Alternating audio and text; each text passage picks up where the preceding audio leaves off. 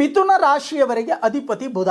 ಬುಧನ ಕ್ಷೇತ್ರಕ್ಕೆ ಗುರು ಅಂತಕ್ಕಂಥವರು ಪ್ರವೇಶವನ್ನ ಮಾಡ್ತಾರೆ ಮೇ 14ನೇ ತಾರೀಕು. ಬಹಳಷ್ಟು ಜನ ಆಸೆ ಆಕಾಂಕ್ಷೆಗಳನ್ನ ಇಟ್ಕೊಂಡಿದ್ದೀರಾ, ಮದುವೆಗೋಸ್ಕರ ಬಹಳಷ್ಟು ಓಡಾಟವನ್ನ ಮಾಡ್ತಾ ಇದ್ದೀರಾ. ಅದರಲ್ಲೂ ಈ ಮಿಥುನ ರಾಶಿಯವರಿಗೆ ಏನಾದರೂ ಅಂಗಾರಕ ದೋಷ ಅಂತಕ್ಕಂಥದ್ದು ಏನಾದರೂ ಇತ್ತು ಅಂತ ಅಂದ್ರೆ ಮದುವೆ ಅರ್ಧಂಬರ್ಧ ಕೆಲಸಗಳು ಮುಗಿದು ಅರ್ಧದಲ್ಲೇ ನಿಂತೋಗ್ತಕ್ಕಂಥ ಸಾಧ್ಯತೆ, ವಿಘ್ನಗಳನ್ನ ಅನುಭವಿಸ್ತಕ್ಕಂಥ ಸಾಧ್ಯತೆ. ನೀವಿರ್ತಕ್ಕಂಥ ಜಾಗದಲ್ಲಿ ನಿಮಗೆ ಕಳ್ಳ ಅನ್ನೋ ಪಟ್ಟವನ್ನ ಕಟ್ತಕ್ಕಂಥದ್ದು, ಆ ಸ್ಥಾನಕ್ಕೆ ಮತ್ತೆ ಹೋಗದೇ ಇರ್ತಕ್ಕಂಥ ಒಂದು ಹವಾಮಾನ ಅಪಮಾನಗಳನ್ನ ಮಾಡ್ತಕ್ಕಂಥದ್ದು, ಅಥವಾ ಬೇರೆ ಯಾರೋ ಮಾಡಿರ್ತಕ್ಕಂಥ ಅಪರಾಧಗಳು ನಿಮ್ಮ ಮೇಲೆ ಬರ್ತಕ್ಕಂಥ ಸಾಧ್ಯತೆ, ಜೊತೆಗೆ ದುಷ್ಟ ಬುದ್ಧಿ, ಕೆಟ್ಟ ಆಲೋಚನೆಗಳು ಬರುತ್ತೆ. ನಿಮಗೆ ಮನಸ್ಸು ಸೀಮಿತವಾಗಿ ಇರಲಿಕ್ಕೆ ಸಾಧ್ಯ ಇಲ್ಲ.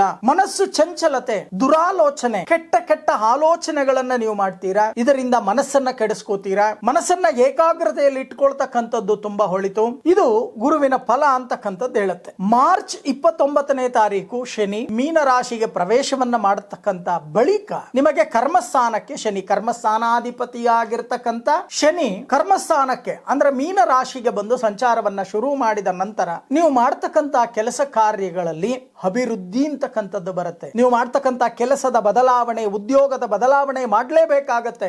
ಅಭಿವೃದ್ಧಿಯನ್ನ ಮೂಲ ಮಂತ್ರವನ್ನ ಜಪಿಸ್ತಕ್ಕಂತ ಒಂದು ವರ್ಷವಾಗತ್ತೆ. ಮಾಡ್ತಕ್ಕಂತ ಕೆಲಸ ಕಾರ್ಯದಲ್ಲಿ ದಿನೇ ದಿನೇ ದಿನೇ ದಿನೇ ಅಭಿವೃದ್ಧಿಯತ್ತ ಹೋಗ್ತಕ್ಕಂತ ಸಾಧ್ಯತೆ. ಕರ್ಮಸ್ಥಾನಾಧಿಪತಿಯಾಗಿರ್ತಕ್ಕಂಥ ಗುರು ಜನ್ಮದಲ್ಲಿದ್ದರೂ ಸಹಿತ ಆದರೆ ಕರ್ಮಸ್ಥಾನದಲ್ಲಿ ಶನಿ ಅಂತಕ್ಕಂಥವರ ಸಂಚಾರವನ್ನ ಮಾಡ್ತಾರೆ ದಶಮ ಸ್ಥಾನದಲ್ಲಿ. ಹಾಗಾಗಿ ಬಹಳಷ್ಟು ಅನುಕೂಲಗಳನ್ನ ಪಡಿತಕ್ಕಂಥದ್ದು ಶನಿಯಿಂದ ಅಂತಕ್ಕಂಥದ್ದು ಕಂಡು ಬರುತ್ತೆ.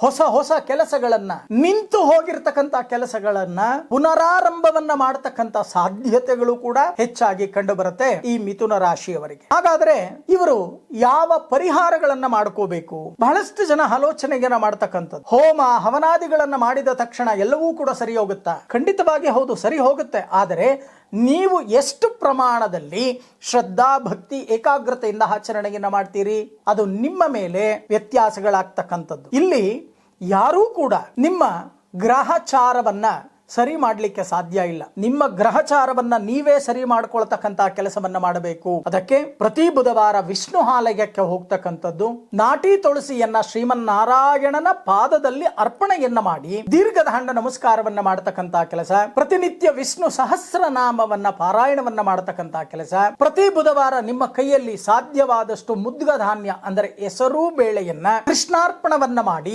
ದಾನವಾಗಿ ಕೊಡ್ತಕ್ಕಂತ ಕೆಲಸವನ್ನ ನೀವು ಸರಿಯಾಗಿ ಅಚ್ಚುಕಟ್ಟಾಗಿ ಮಾಡಿದ್ದೆ ಆದರೆ ಈ ಮಿಥುನ ರಾಶಿಯವರಿಗೆ ಬರ್ತಕ್ಕಂತ ಕಷ್ಟ ಕಾರ್ಪಣ್ಯಗಳ ಪ್ರಮಾಣಗಳು ಕಮ್ಮಿ ಆಗುತ್ತೆ. ಸುಖ ಜೀವನ ಅಂತಕ್ಕಂಥದ್ದು ನಿಮಗೆ ಪ್ರಾಪ್ತಿಯಾಗುತ್ತೆ.